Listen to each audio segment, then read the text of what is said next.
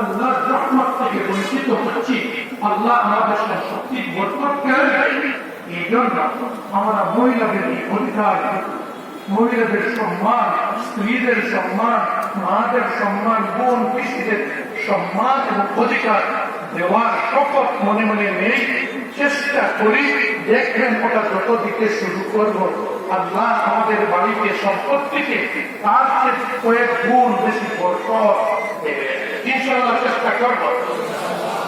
আমার আমি আর কথা দীর্ঘ করব না। আজকে আমরা দেখি যতদিন আল্লাহ রাসূল সাল্লাল্লাহু আলাইহি ওয়াসাল্লাম আদর্শ সুন্নতের প্রতিকারী বাস্তবে রূপায়িত করেছিল মুসলমানরা, আল্লাহ অদৃশ্য রূপ থেকে তাদের সাহায্য করেছে।